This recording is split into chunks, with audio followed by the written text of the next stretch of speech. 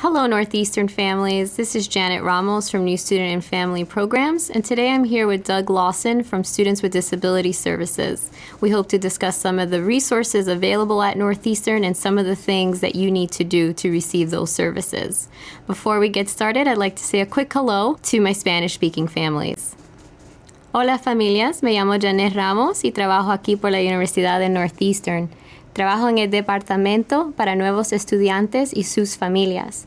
Hoy tenemos un programa para hablar de los estudiantes discapacitados y los recursos que tenemos en la universidad para ayudarlos. Si necesita esta información en español, por favor, llámame a 773-442-4883.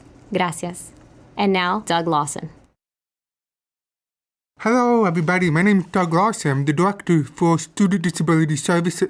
I'm going to be talking to you about some of the services we provide and some of the steps and strategies that you can take to work with your child to make sure they have a successful transition from high school to our wonderful university.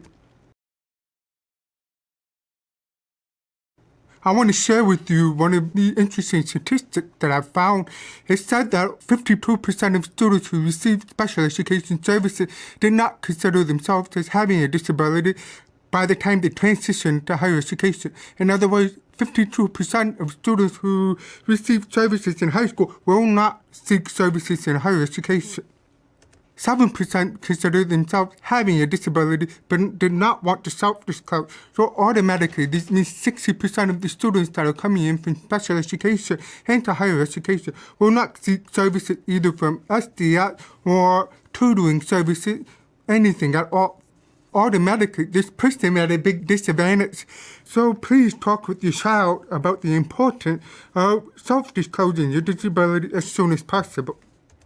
Of those that got special education services in high school, only 35% of those will go on and seek services for themselves. This number is very, very low, but this number also speaks to the retention rate for students with disability, which is also low. So once again, please talk to your child before coming to the university about how they can find help for themselves. Some of the things that you need to know is that there are two types of disability. There's visible disability and invisible disability. Visible are those that we can see, such as mobility, physical deafness, blindness. These types of students typically self-disclose right away because everybody can see it. There's no reason to hide it. They're just going to come out with it. So they're typically more successful in higher education because they seek more services. If your child has an invisible disability, which happens to be our more common types of disability, such as ADHD, PTSD, learning disability, they are least likely to self-disclose. It's more easy to hide this type of disability and try to blend in with the crowd and move on with your life. This is very difficult, so talk to your child. If they have an invisible disability, that's important to be somewhat visible. When you're coming from K-12 to higher education, you're talking about two different legal baseball games, if you will. In high school, your child was protected by 5 federal laws. There's the IDEA, which gave your child the IEP, No Child Left Behind, which guaranteed your child an education and the right to graduate. FAPE, free and appropriate education, to make sure your child was put in the least restrictive environment, and the Americans with Disability Act in Section 504 of the Rehabilitation Act. When they come to higher ed, Northeastern or any other university, they're only protected by 2 federal laws, which is the ADA and Section 504 of the Rehab Act. You can see automatically right here is that your child in high school had more services. They were put in place way before your child even got to the first day of class. In college, we will not know what your child needs. What does this mean as far as having 5 federal laws protection and coming into a school with only 2? It means that we're not going to provide you with the same services as you got in high school. Your child is expected to start the accommodation process. So we're not going to recruit. We don't look for students with disability. That's against the law. The law says the student must self-disclose. They must come to Student Disability Services requesting help. Your child is also considered an adult at this point. So in high school, you may have been very involved with your child's education. You may have been able to call the school to get confidential information. You may have been part of the IEP process. You may talk with the teacher. In college, in Northeastern, you will not be able to do that. So your child, their greatest advocate, the child now needs to be their own greatest advocate. So please prepare them that they're going to have to speak up a lot more than they ever have in their life. Your child will not have an IEP team designed for you. So nobody at this university knows what your needs are. They don't know what your child's first name is, what their disability is. Your grades will not be monitored. In high school, you guys got progress report cards, phone calls from the teacher, domain review. None of that happens in higher education. And also, just because your child got services in high school does not mean they qualified for services in higher education. So if you've heard that somewhere along the line that your IEP automatically transfers to any college, that's not true. They have to restart the process all over again. So I don't want to scare you guys. I just want to prepare you to make sure that you understand that it's two very different games we're playing here.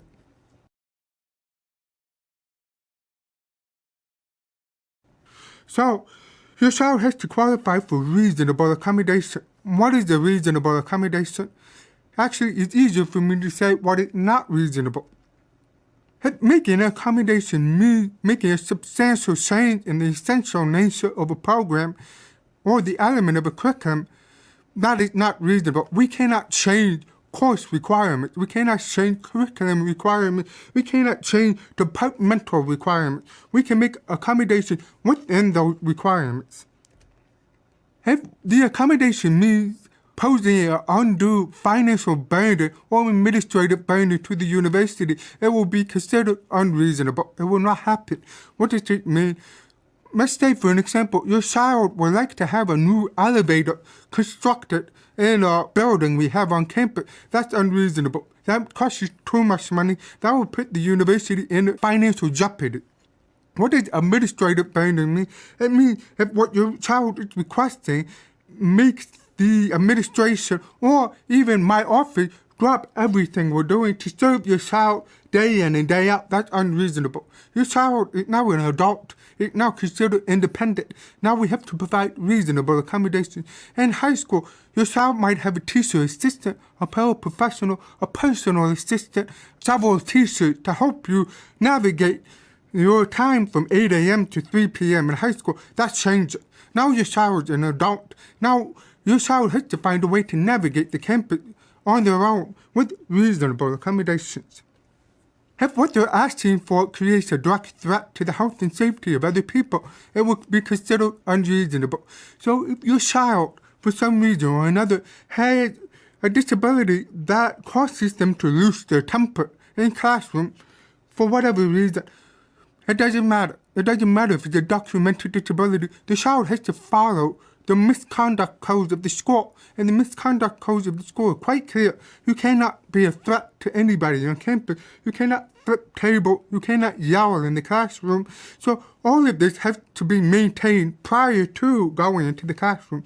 In high school, there's a lot more flexibility in terms of whether your child may have had a behavior intervention plan, then that will enable your child to stay at the school while being on an intervention plan. That's no longer the case in higher education. Also, keep in mind, it's what's reasonable, not what's preferred.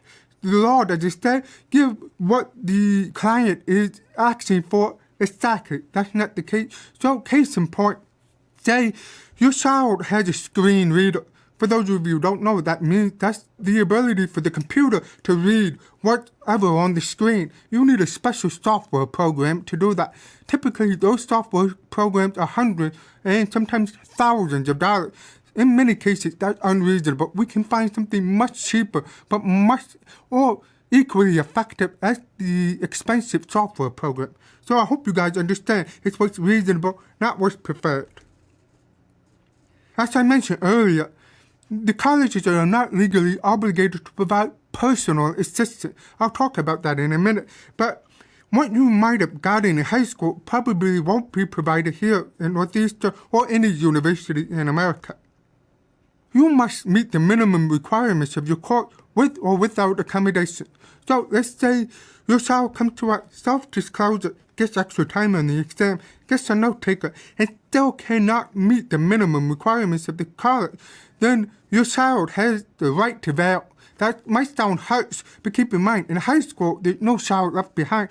We do not have the right to bail anyone in high school. In higher education, if you do not meet the minimum standard, you will have no choice but to accept a lower grade with or without accommodation. So keep those in mind.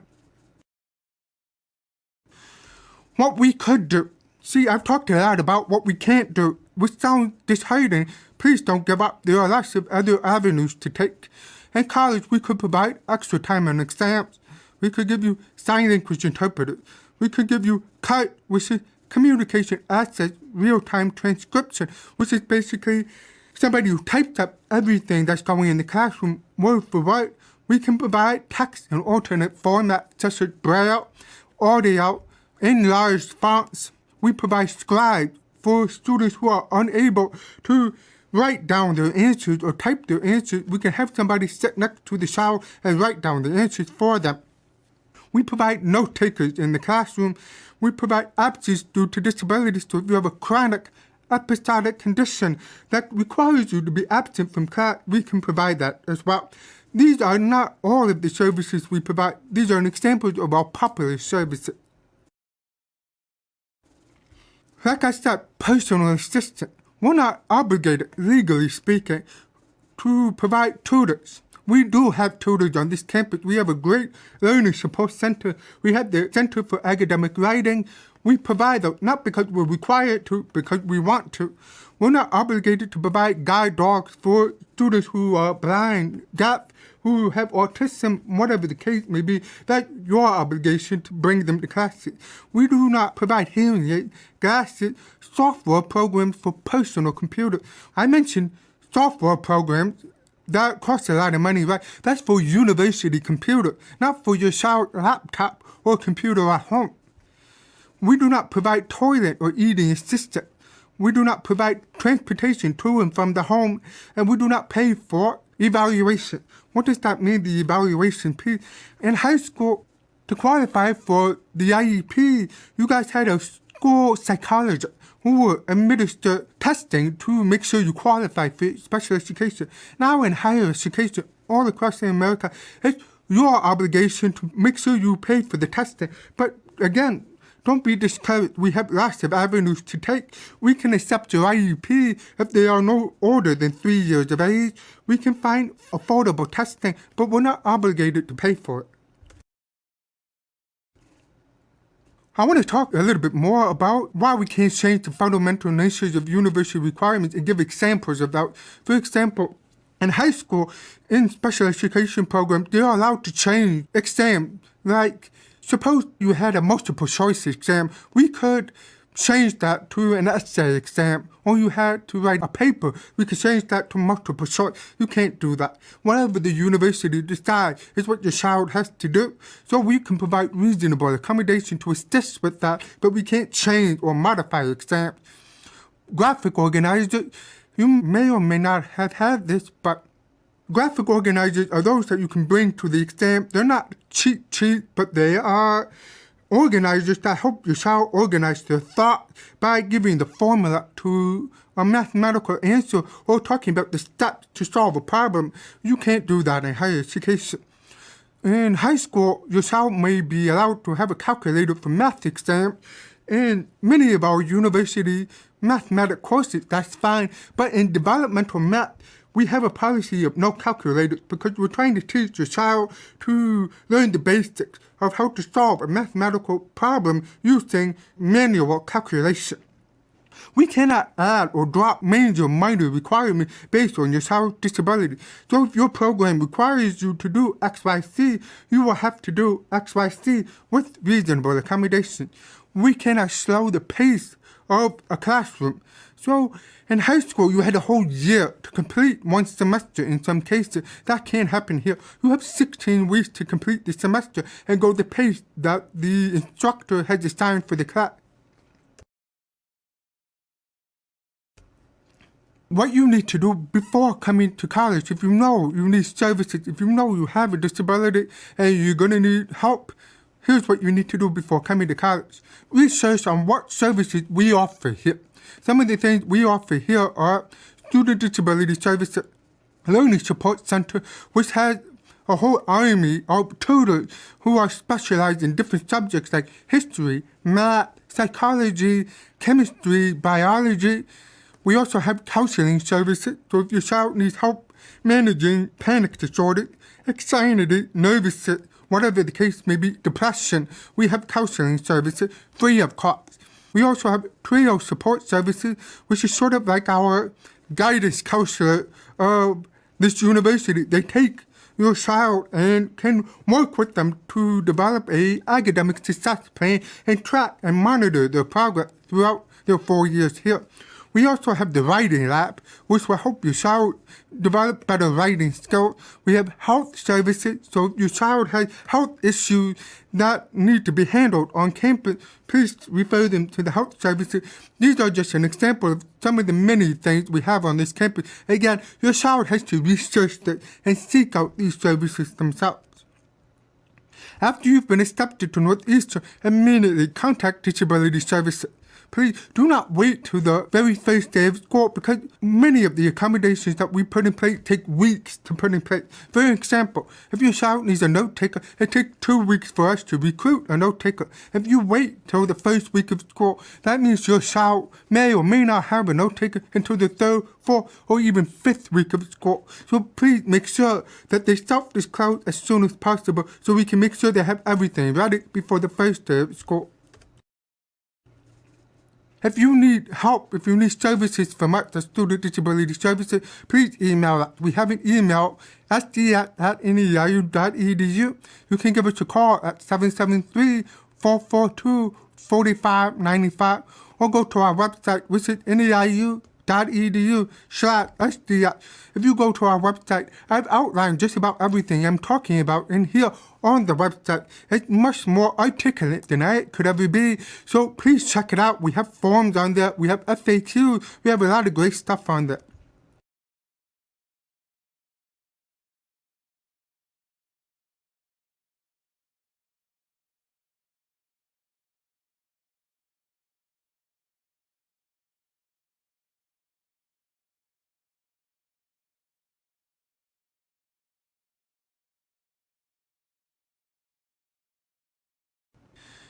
Also, before I close, I want you to understand one last time the biggest change you're going to face. Please look at the image on your screen. K-12, think of a funnel. You're changing oil and you're putting oil into the car. The top of the funnel is K-12. That's all the services they provide. It's very wide. You can put a lot of things in that funnel. When they come to Northeastern, because of federal regulation, that funnel starts to get smaller. So the amount of things that you can put into that car now gets smaller. So I want you to get that visual image.